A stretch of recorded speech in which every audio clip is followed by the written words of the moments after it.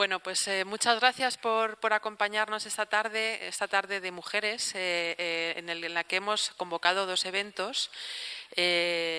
El segundo de ellos tendrá lugar a las 7 de la tarde y les invito desde ya a quedarse porque también va a ser algo absolutamente fascinante y muy actual. Será la charla Mujeres musulmanas e islamofobia en Europa, racismo, movimientos sociales y Estado, a cargo de Narsanin Masumi con Laura Mijares, que están también por aquí, nos acompañan en la sala. Y bueno, teníamos la obligación de darle también, de acoger en nuestro espacio hoy, día 4 de marzo, aprovechando su paso por Madrid, a la directora de cine Haifaa Al Mansour, una directora de cine saudí cuyo trabajo ya hemos tenido ocasión de ver en esta sala, en nuestro programa de cine con la famosa La bicicleta verde, que se pasó ya en una temporada anterior. Y ella precisamente nos visita porque está promocionando su nueva película que se estrenará comercialmente en los cines este próximo viernes, el día 6. Se trata de La candidata perfecta, una película que la distribuidora Golem, con quien estamos colaborando para este evento y a quien agradecemos muchísimo bueno, pues que hayan querido presentar este evento aquí en Casa Árabe. Como digo, es Golem quien se ha encargado de poner en los cines comerciales esta película en este mes de marzo y sobre un tema que, bueno, no voy a hacer spoiling de la película, pero que es absolutamente pertinente para el Día de la Mujer, ¿no? Sobre estos temas vamos a hablar ahora, van a hablar con ella nuestras invitadas. Junto a Haifaa Al Mansour está Celia de Anca, que es profesora del Instituto de Empresa y una gran experta en emprendimiento de mujeres, sobre todo en el área del Golfo. Y también está Begoña Piña, que ella ha venido por la parte más de cine, digamos, a acompañarnos. Es la representante de CIMA y ella será quien conduzca este diálogo con Haifaa Al Mansour, que esperamos sea pues un diálogo como relajado, informal, en el que podamos un poco pues conocer todas estas cuestiones que ella aborda en su cine. Antes de darles el paso a ellas para que hablen, vamos a proyectar el tráiler de la película, que son solamente 2 minutos, pero que esperamos sirva como aperitivo para la charla que vamos a escuchar y para la película que van a poder ver ustedes en los cines a partir del próximo viernes. Recordarles que la charla será en inglés. Si alguien no se ha dado cuenta o no ha caído en ello, en la entrada hay auriculares porque vamos a tener traducción simultánea, así que están a tiempo de salir a cogerlos. Así que, Martín, ponemos el corto primero y luego la charla. Muchas gracias.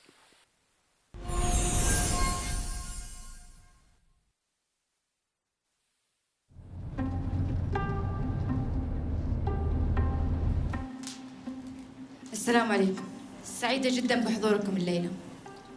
طبعا أغلبكم يعرفوني زين وتعرفون سبب وجودي هنا. أنا بمساعدتكم أتمنى أني أدخل المجلس البلدي.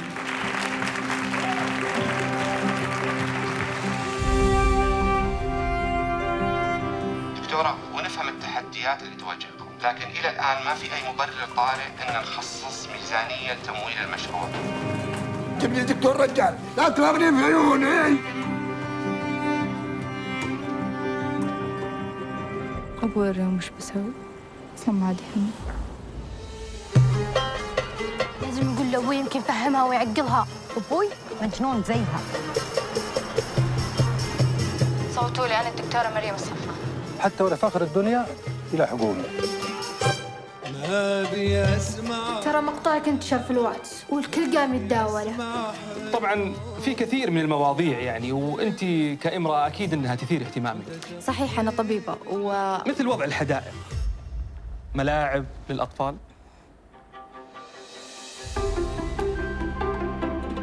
أنا فخورة فيه في اللي تسوينه. أبي أشكرك إنك بتساعدني اليوم.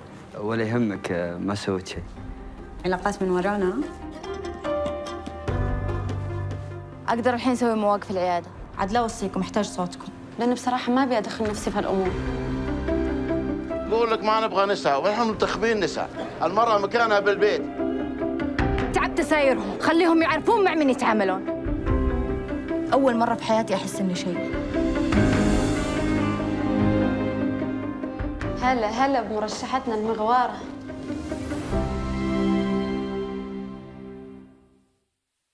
Es una película que habla de unos temas cruciales que hasta hace muy poco tiempo han estado prohibidos en Arabia Saudí. Ella en la película habla de dos cosas fundamentales, que son la llegada de la mujer a la política activa, porque es la historia de una médico que habéis visto, se presenta candidata a alcaldesa en su ciudad, y luego habla de la apertura de puertas en Arabia Saudí a la cultura.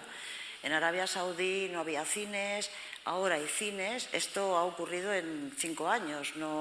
Ella habla de la música tradicional, se está preparando el primer concierto, creo, en Arabia Saudí. Y bueno, son 2 asuntos que son importantes porque demuestran que se está provocando cierta apertura en el país, aunque la realidad legal la conocemos todos. Con el cine de Haifaa Al Mansour ocurrió una cosa fantástica, y es que yo cada vez que veo una de sus películas descubro algo nuevo, y una cosa que siempre descubro en su cine y me sorprende es cómo son las mujeres árabes. No cuál es su situación legal, es una situación que la podemos ver y leer, sino cómo son las mujeres. Ella, me gustaría que nos contara un poco cómo describe a las mujeres de su país, y luego me gustaría que Celia, que tiene una visión que a mí me ha dado una clave hoy estupenda, nos contara la realidad de las mujeres árabes respecto a la economía, que no tiene nada que ver con la de las mujeres en otros países donde se viven situaciones de prohibiciones, falta de derechos humanos, sometimiento. Y bueno, me gustaría que hablaran de ello, que es muy interesante.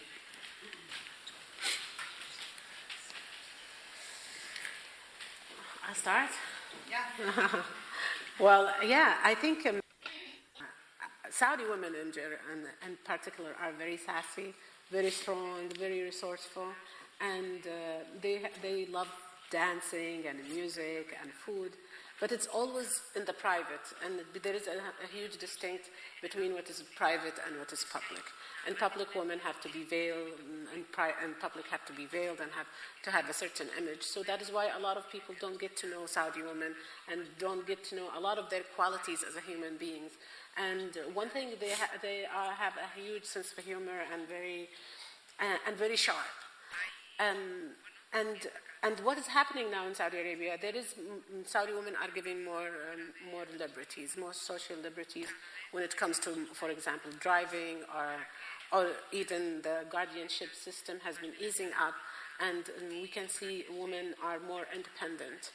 And hopefully you will get to see more of Saudi women in that way, and you get to see more of their character and Arab women in general, like from the outside they are veiled and they look submissive, but from under the veil, the women have a lot of character. I speak in English, so we can continue the conversation. I was very impressed always by the capacity of women entrepreneurs in Saudi and elsewhere. And I was telling this morning Begoña that when I started years ago studying what it was the Islamic law and the woman, something that people don't understand is like they separate very much economic rights, the social-political rights. Yeah. And therefore, because of the example of Khadija, Muhammad's wife, I think women in the tradition of Arab woman and Muslim woman, they always have had the role models of women entrepreneurs, of managing their own economic affairs. And for instance, my mother in the 50s couldn't open an account. So her salary as a professor of university was in my father's account because she was not authorized, and that was in the 50s. While in Saudi, always women have the capacity to manage their own money. They couldn't perhaps drive, they have to go veil, but they have this capacity of creating companies, of managing their own money. The ones who have money, of course. But I mean, there was this capacity that is natural on her. And something that really impressed me when I saw your movie, first of all, that is the real Saudi that I know. Everything, the music, everything is Saudi there. But something that I always thought of the last years, because this capacity of managing their own money and the education that Saudi women had, because many women, I mean, particularly the elite, of course, but they've been going to Harvard, to MIT, to have degrees. I've never seen such an educated woman capacity there. And I think in the figures, like 70% of PhDs was in the hands of women, because men tend to follow the tradition and run their own companies or their father's companies, while the women have tended to go abroad and have degrees. And now that the society is beginning to open, they shine. Because they have the education, they have the capacity of managing money, and now that they can even like go to the public space that before it was restricted, they really can shine. And I think in the future we'll see like women having big participation in the country. It is definitely true, but I think Saudi women, like a lot of women in the West, there is a lot of biases when it comes to professional women. You really need to, you don't start from a point of trust. Always you start, people have the benefit, they don't give women the benefit of the doubt. And always women have to gain that trust and work as hard, twice as hard as men to get promoted and get to where they want. And of course in Saudi Arabia it is larger degree because the society is very conservative, and Saudi Arabia has been governed by very conservative ideologies for so many decades. And just now it is opening up, and just now a lot of the rules has been easing up on women. And I think it is hard for women just to jump into it. And there is a lot of questions, I'm sure, and young women's, professional young women's heads asking, what would my family say if I go and work in a mixed environment? How it is going to affect my personal life? Would I get married? Would that affect my image in my society? And if I use those liberties, if I travel alone, would that affect my reputation as a woman, as traveling alone and all that? So it is the liberties. It is not only the law. We have very much a traditional society that needs to evolve and to start re-examining a lot of its traditional values, which is happening, but it is not happening as much as the speed of the change. Like the laws are changing, but people are still within the family, and the dynamic within the family are not like following that change, especially when it comes to middle class and mainstream. We're not talking about the very rich, ultra rich, or the very poor, because the very poor also have economic reality that push them to embrace change and move away from home because they need to work. But the majority of the middle class women are the ones that you want them to change, and most of them get their education in Saudi Arabia because they are traditional and they don't want them to travel and they don't want them to do that. But it is fascinating to see that group of people, which is my characters belong to, people who are very Saudi and don't travel much a lot, and to see them now are caught in this particular point in time where the Saudi society is transforming and it's changing, and you see their position, and they are trying to examine and see their position within that. I totally agree. I think it's the middle class, and also in your movie, it's something that I really appreciate, that it was really the middle class. Of course, I was talking more about the elite or the woman who really have the means to manage money or travel. But still it's a role model, but in the top. Bueno, es claro. Hay que decir que esta película que ha hecho Haifaa es una película que es bastante inspiradora para las mujeres y que anima a que las mujeres den ese paso para empezar nuevas cosas. Quiero deciros que ella es una pionera en su territorio. Haifaa no solo es la primera mujer, sino que es la primera persona que ha rodado una película en Arabia Saudí, y ahora ya no es la única directora de cine que hay en Arabia Saudí. Esto quiere decir que estos pequeños cambios se están produciendo. Sería muy interesante que Haifaa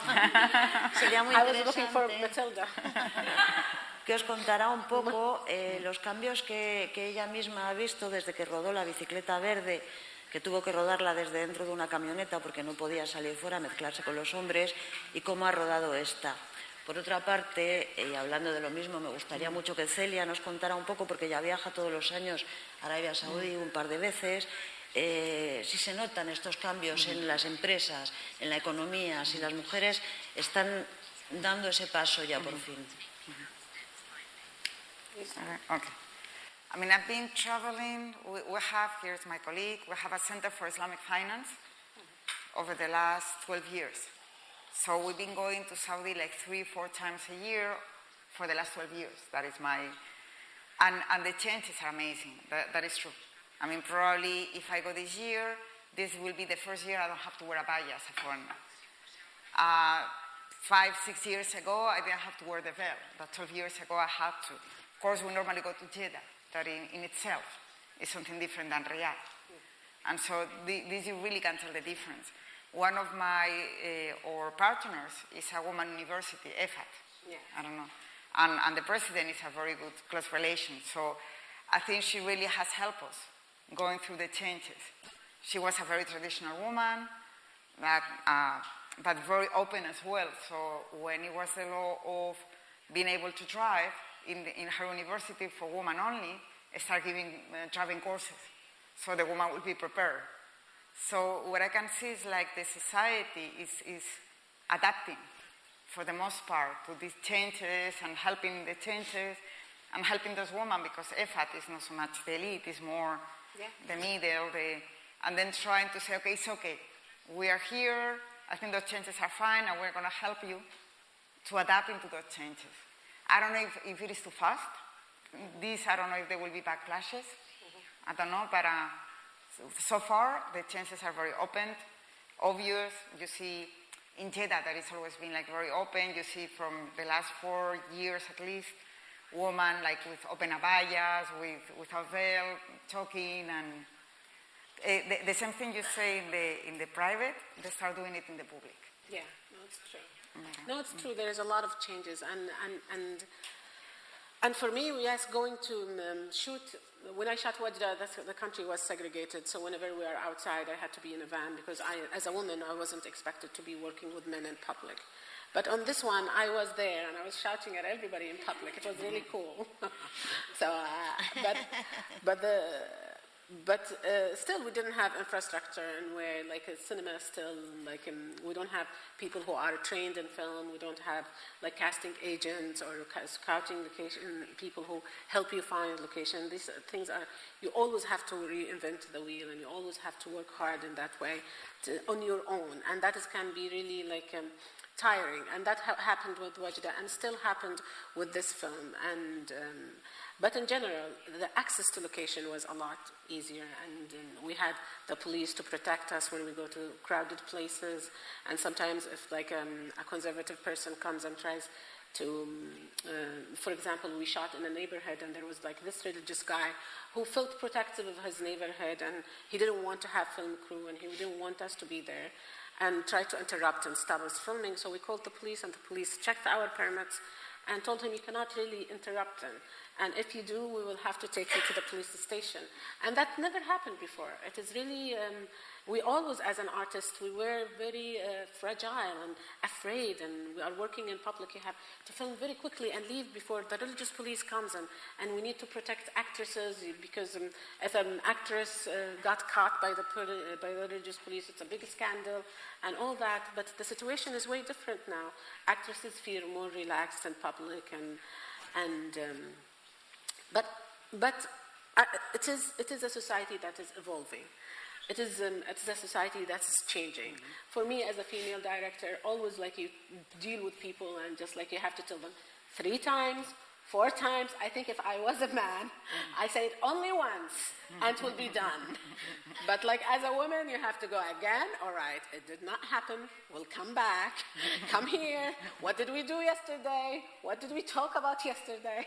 So it is always, as a woman, you have to assert yourself. And it is very frustrating, and it happens even in the US, female filmmakers with big gaffers, big crew, people who are like full of muscles carrying things. You're telling us what to do? I was like, yes, I'm trying. So it is, women are always met with this kind of skepticism when they are working professionally. And I tell a lot of girls, like, you don't have to be angry, because if you are angry, you become weak. The only way to lead is like to show people that you respect them and that you understand your work and you are capable of leading, and leading with heart and giving them the space to feel respected, and definitely they will respect you back. So by the end of the shoot, those angry men want to carry me. It's like, we love you, Haifaa, we love you. And it is important to gain the trust of people who work for you, because film in general is very collaborative work. You cannot, as a director, you cannot be the best cinematographer. You have to rely on your DP to give you the best light, and on your production design to give you the best costumes or the best stuff.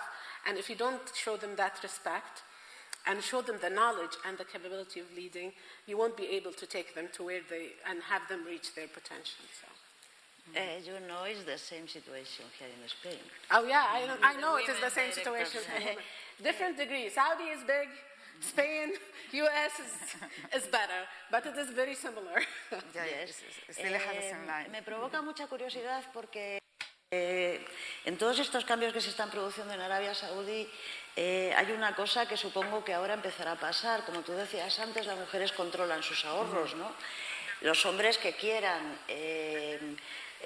iniciar algún tipo de proyecto también necesitan ese dinero, necesitan que las mujeres, y ahora las mujeres sí pueden opinar sobre esas cosas. ¿Eso se nota? A ver, yo creo... okay. I've been dealing more with the high class, so it's going to be very biased what I'm saying. But for instance, I was hired by Mary Lynch 5 years ago because there was a huge savings in Saudi Arabia that they wanted to tap into, because there was like quite a lot, 70% of the bank accounts that were in hands of women. It was huge savings. Of course, Mary Lynch wanted to open in Riyadh, but didn't know how to get into the woman, in the rich woman, because those were very much in their houses, so they didn't move freely. So what I tried to do for them, I mean, I was kind of advisor, it was to have them have agreements with women universities, so those women graduates could go and work for Mary Lynch locally. And those women knew how to move around in the world of women.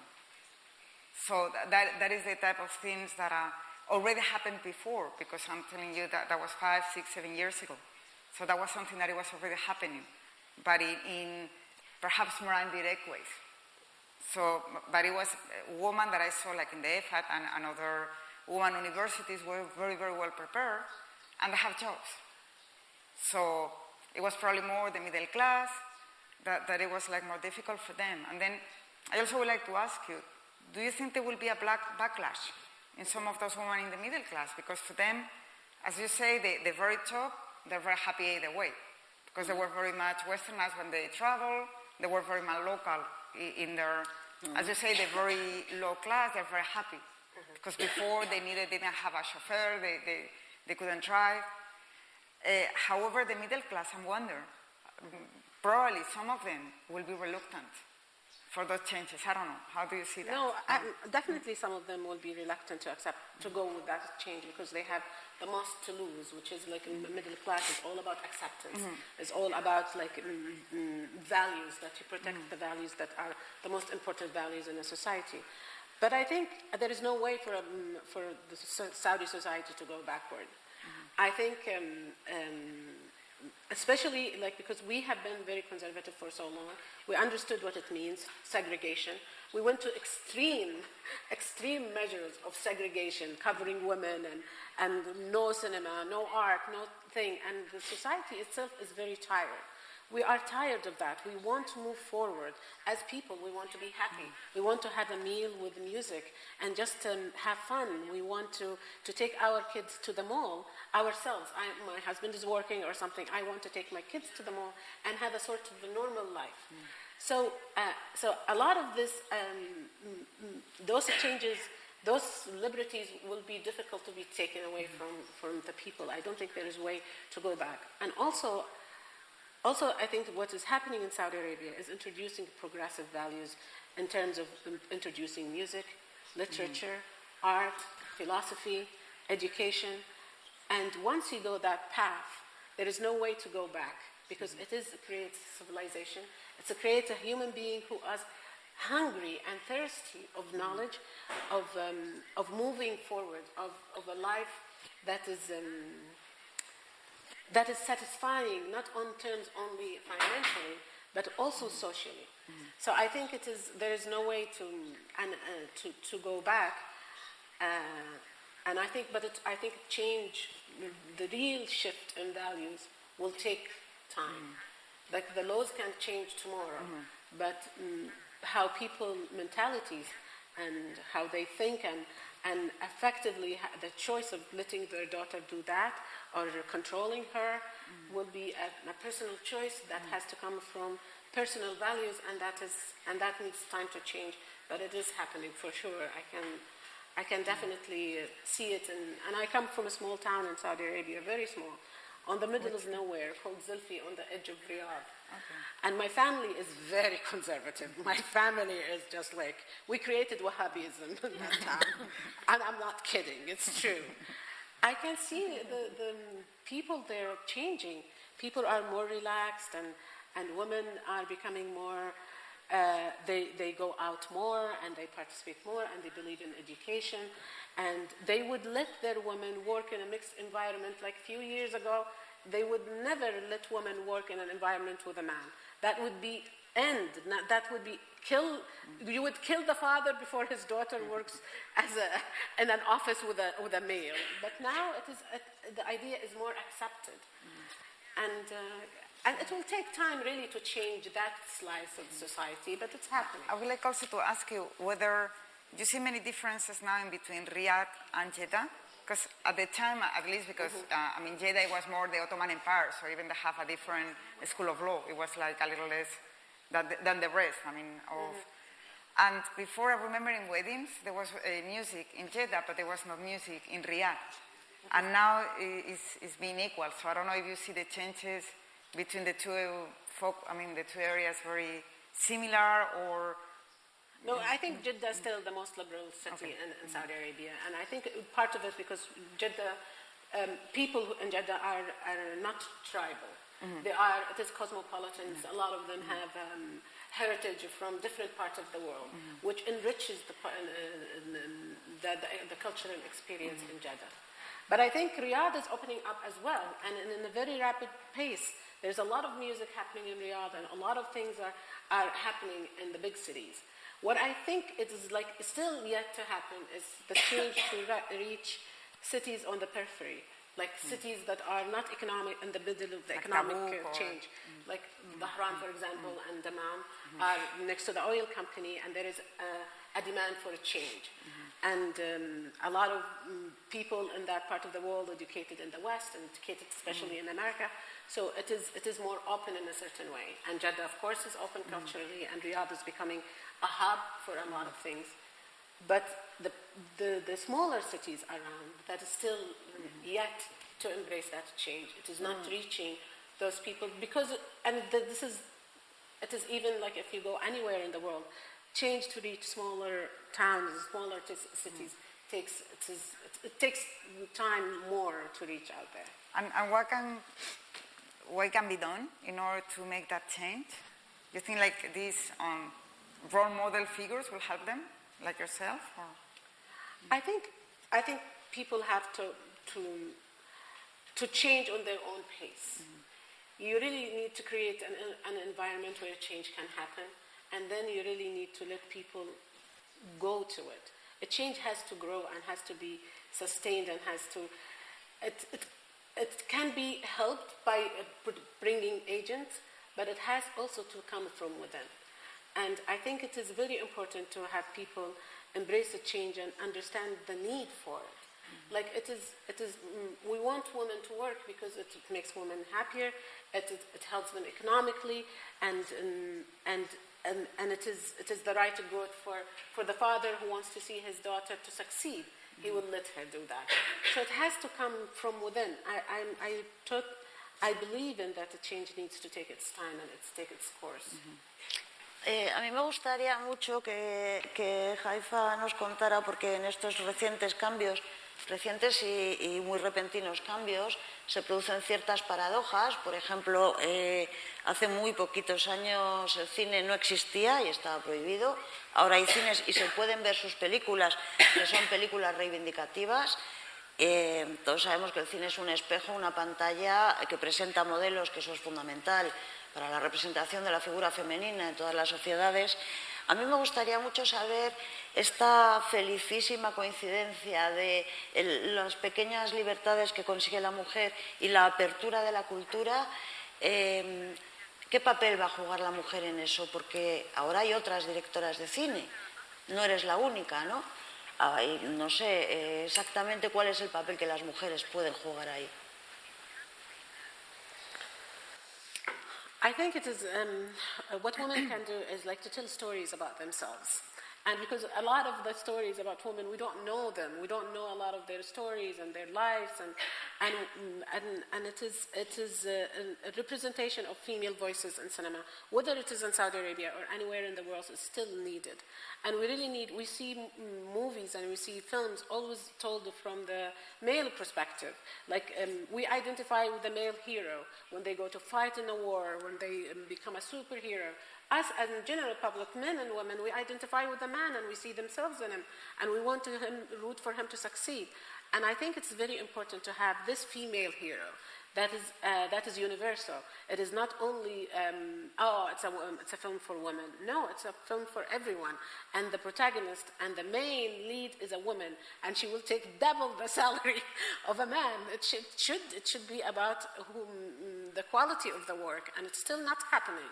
We still see women and their salaries. They don't get as much as men when they are they're acting. Female actors take half of the salary of a male actor. And it is in the Middle East as much as it is in the US, as much as it's in a lot of places in the world. And that needs to change in a way. We need to see more representation and more of female voices. And yeah, does that answer your question? Supongo que las historias que están contando las artistas en Arabia Saudí, supongo que ellas reflejan historias más íntimas, porque quiero decir, a pesar del carácter reivindicativo de sus películas, Arabia Saudí es un país donde prácticamente todo está prohibido, hay cosas que no se pueden decir, ¿no?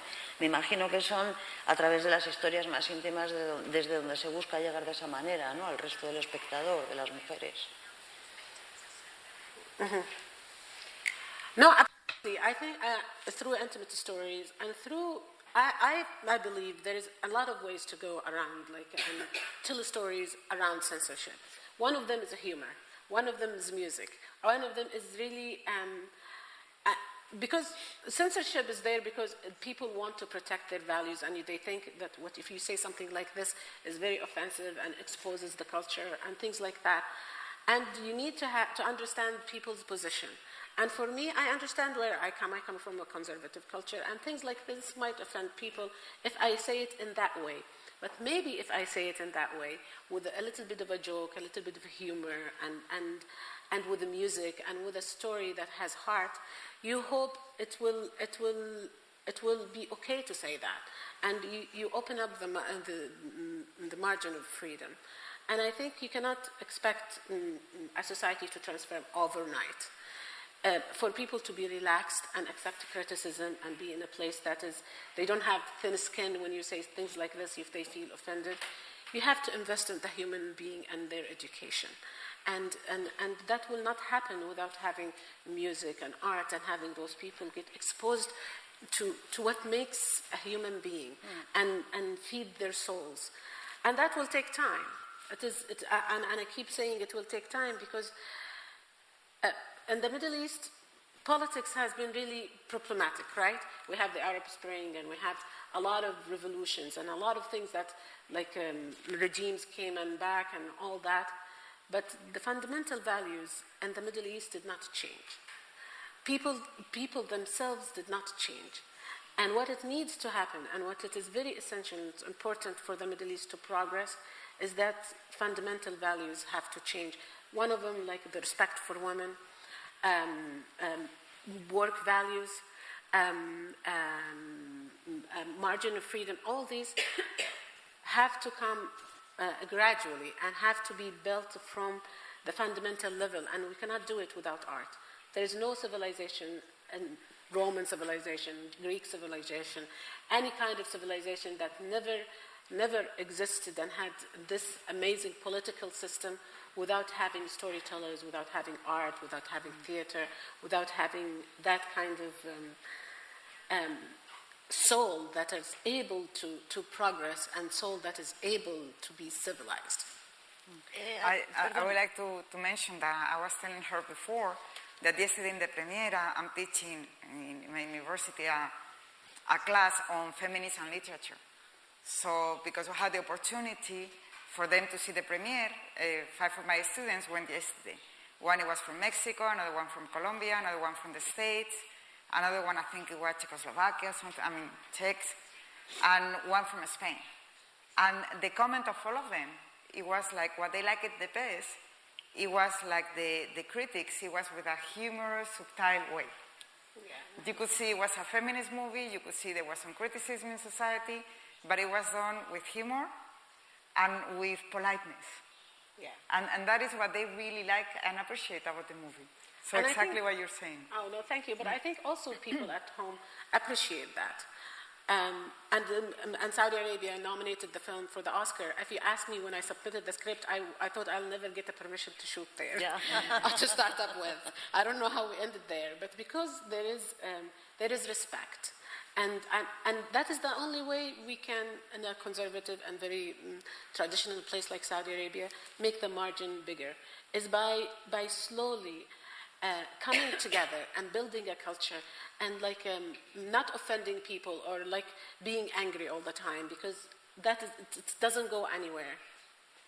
Bueno, y además hay una cosa que refleja en la película que sucede en Arabia Saudí, que sucede en todo el mundo, yo creo, que es este apoyo, esta hermandad entre mujeres, ¿no?, que trabajan unas con otras, que supongo que es fundamental en el mundo del arte para seguir avanzando en Arabia Saudí, pero también en el mundo de la empresa, ¿no? No sé si hay redes ya creadas de mujeres.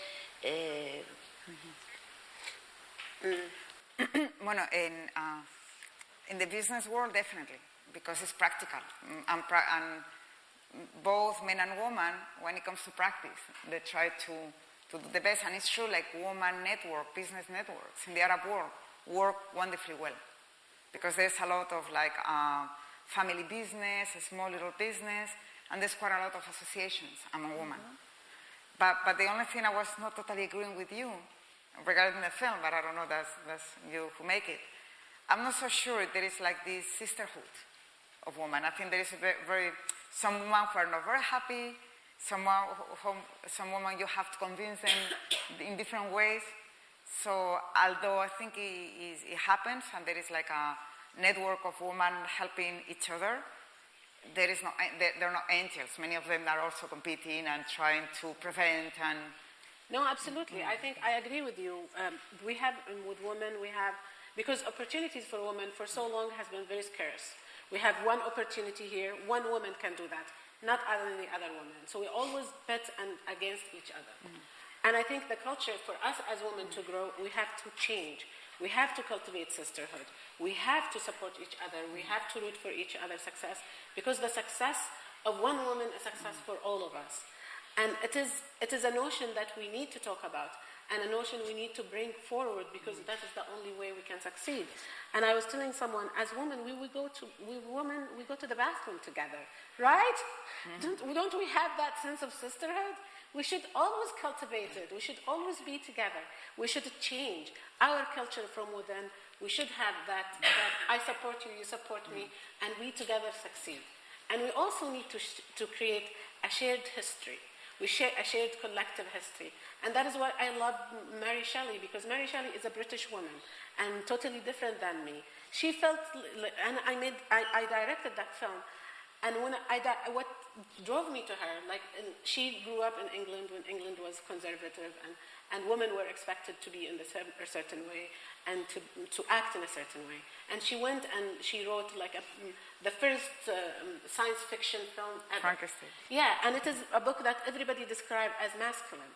But it is a book as a result of a female experience of having an exhausting relationship with her husband and with dealing with love and loss of a child and the guilt of a mother. All that together, that's what led her to write a very philosophical book that is re-examines God and existence and all that.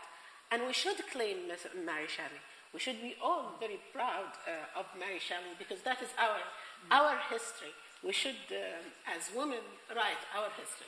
So that is, when we talk about sisterhood, yes, maybe we don't have it now, but we should push for it, we should believe in it, and we should make it a reality for the new generations, because we cannot succeed within this current environment. But it also leads to the point, because Mary Shelley was the daughter of Wollstonecraft, that it was one of the first feminists, right? So yes, that is also a shared history. I mean, also like this, being able to take the legacy of that many women before, who really help us moving forward, whatever the culture and the country was. No, absolutely. But also, like when she published her book, which wasn't an essay, which was a book supposed to be entertaining. The publishers wouldn't publish it, even if her mother was that, and her father is Godwin, and her husband/boyfriend, Mary Shelley, all those amazing poets, right? All this legacy did not help her publish her book under her name because of her gender. Yeah. Right?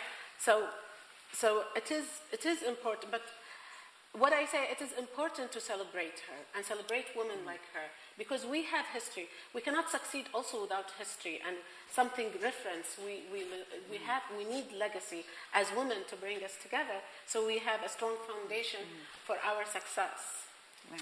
Hay una cosa de la que no hemos hablado que es fundamental, que es la entrada y la participación directa de la mujer en la política en Arabia Saudí, porque es en la política donde se hacen las leyes, desde la política es desde donde se cambia directamente y legalmente un país, ¿no?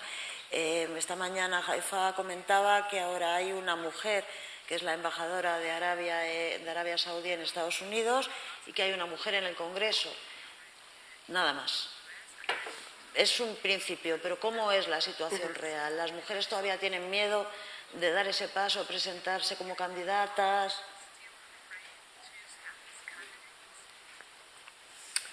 We have women in politics, and we have like the first female ambassador to the U.S., which is a very important position, and we have women in parliament, but a lot of those women are appointed. How much would the general public choose to elect a woman if a woman runs for an office? I don't know about that, and I think it is still, the society is still like will lean into choosing or electing a man because they trust the man more, and we don't have experience also with politics, and people don't know how women will rule and all that, and so I think, so there is a quota, and I think the quota is very important now, but I think female politicians have a lot on their shoulder to prove themselves as really capable of executing agendas and really connecting with people and creating that trust and that relationship with the society.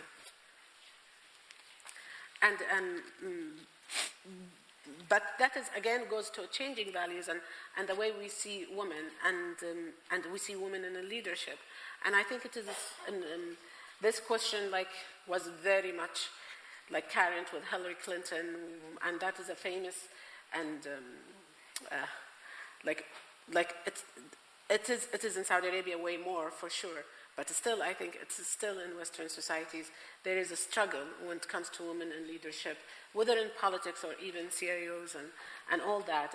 And the cultural, and now is a little bit like changing with a lot of things like Me Too, that creates a safe environment for women to work without being harassed and have the right to the same amount of money and the same right to work opportunities and promotion and all that. But it is very recent.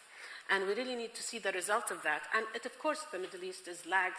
It's way behind when it comes to the West. But I think still in the West, women also find themselves sometimes in a place where their gender is the main obstacle, not their education, not their qualification, not their age even. It is mostly their gender. And it is really frustrating for us women when we can't move beyond that. But I think there is a crack in the system, and I think things are moving towards like giving women more opportunities, but it is also a lot of work on us women to prove ourselves and to grab those opportunities and make the best out of them. Bueno, como vamos a tener que acabar, yo quería acabar preguntando a Haifaa y a Celia cuál es su próximo proyecto. Haifaa vive en Estados Unidos. Volvió a Arabia Saudí para rodar esta película después de haber hecho La bicicleta verde. No sé si su próximo proyecto es en Estados Unidos, en Arabia Saudí en Portugal, no lo sé. Y me gustaría saber, porque Celia trabaja aquí, pero ella viaja a Arabia Saudí, tiene proyectos internacionales, si hay algún proyecto interesante que estés poniendo en marcha. Well, actually, I was thinking today that your idea of woman sisterhood, we are going through a phase in the world that is going to be totally going back to fragmented, isolated islands. I think we've seen it with Brexit, with Trump, now with the viruses. Everybody wants to close borders, with the immigration crisis. Everybody wants to go back, close borders, and escape and keep safe and isolated and alone. So I think the woman sisterhood globally, perhaps, we should keep the claim that alone we are not going to save ourselves. Absolutely. We have global problems, we need to have global solutions, and perhaps a woman now can help us in the sisterhood. Yeah. And that's going to be my next project, try to convince them. Well, I'm still writing, but I just finished a mini-series with Ethan Hawke called The Good Lord Bird, and it's about the civil war in the U.S. and the slavery and all the implications to what has happened now. And it's told from the perspective of the young African-American kid who accompanied Joan Brown, who's a very controversial figure in the Civil War. And it's such an amazing story. And it is very important, but told with a lot of heart and a lot of humor. I really enjoyed it. And should be coming in the spring. Muy bien, pues muchísimas gracias por estar aquí. Muchas gracias, thank you very much, Haifaa, thank you very much, Celia. Y gracias a vosotros. Y espero que os haya interesado. La película es muy interesante, se estrena este viernes y bueno, seguro que os va a gustar si vais a verla. Gracias a todos.